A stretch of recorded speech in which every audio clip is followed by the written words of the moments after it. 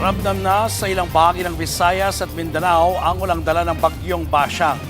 At live mula sa Iligan City, aniya sa frontline sa balita, si Bril Montalvo ng News 5 Mindanao. Bril, kamusta ang sitwasyon dyan?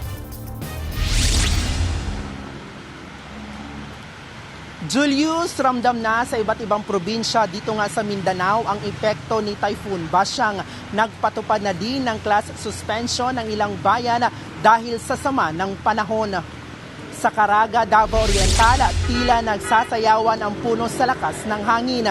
Sa Hingoog City, Misamis Oriental, inilikas na ng mga tauhan ng Philippine Red Cross ang mga residente. Mula pa kasi kaninang umaga, wala nang tigil ang pag-ulan.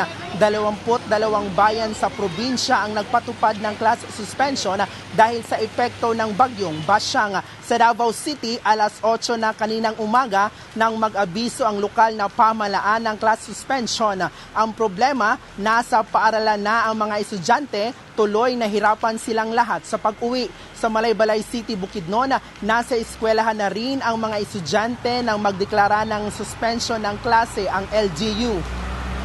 Julius, nandito nga tayo ngayon sa Iligan City, Lanao del Norte kung saan itinaas na dito ang Tropical Cyclone Wind Signal number 2. At kung mapapansin natin dito, Julius, napakalakas ng ulan at ang hangin dito ngayon sa lugar simula pa kaninang umaga. May nakita din tayo kanina ng mga pasahero na stranded dahil sa lakas ng ulan. Sinuspindi na din ang lahat ng antas ng klase dito sa lugar.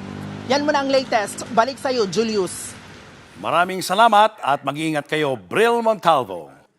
Mga kapatid, Julius Babaw po. Para sa komprehensibo at makabuluhang balitaan at talakayan, mag-follow at mag-subscribe na sa social media pages ng News 5.